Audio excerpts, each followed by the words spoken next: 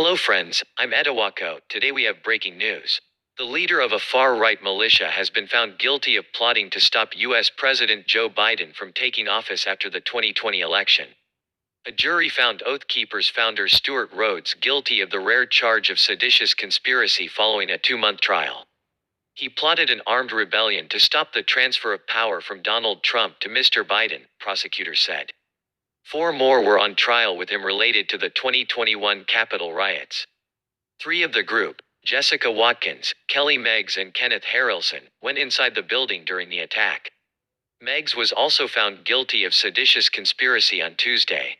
Both Rhodes and Meggs now face a maximum 20-year sentence on the charges.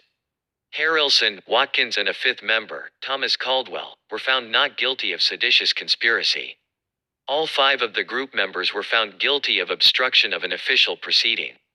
Rhodes, who prosecutors say acted as a battlefield general during the riots, was also found guilty of tampering with documents or proceedings.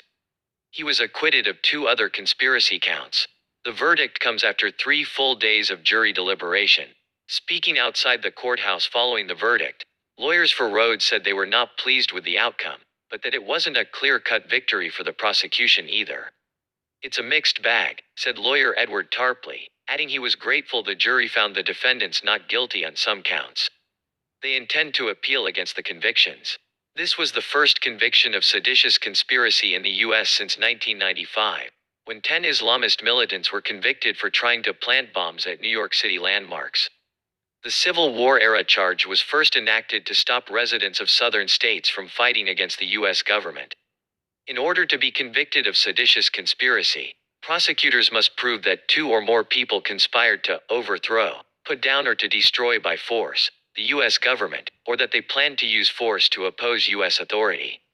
Alan Rosenstein, a law professor at the University of Minnesota and a former U.S. Department of Justice lawyer, said the conviction of Rhodes was significant because it shows that a seditious conspiracy charge is a viable and legal path for punishing the most serious anti-democratic conduct in the country. He added the mixed verdict proved that juries were able to apply the conviction responsibly. The verdict was also a confidence boost for the Justice Department in their quest to prosecute more people in relation to the Capitol riots, Mr. Rosenstein said. Supporters of then-President Donald Trump, a Republican, stormed Congress on the 6th of January 2021 in a bid to thwart certification of Joe Biden's election victory. So far, around 900 people in nearly all 50 states have been arrested for taking part in the riot. During the Oath Keepers trial, the court heard the defendants stashed dozens of weapons in a hotel room in Virginia, just across the Potomac River from Washington, D.C., and planned to bring them into the city in the event of mass civil disorder. Defense lawyers argued that the fact the weapons were never used, or even brought into the city, bolstered their argument that the Oath Keepers were on a purely defensive mission, intending to protect protesters and keep the peace inside and outside the Capitol. The jury also heard that Rhodes was taking phone calls and messages outside the Capitol while the riots were ongoing. Some messages seen by the court show Rhodes telling his followers to rise up in insurrection.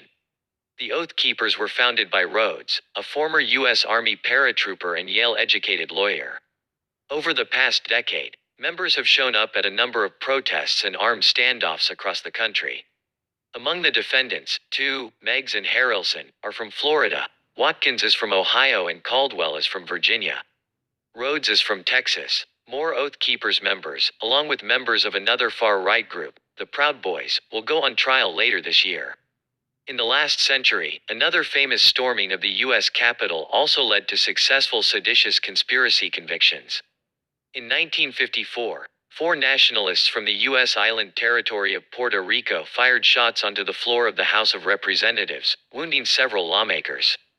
The attackers, as well as more than a dozen other members of the group, were found guilty of sedition. Yes, friends, this is our news today. What are your thoughts? Please do not forget to indicate your opinion in the comment section. Please don't forget to turn on notifications by subscribing to me.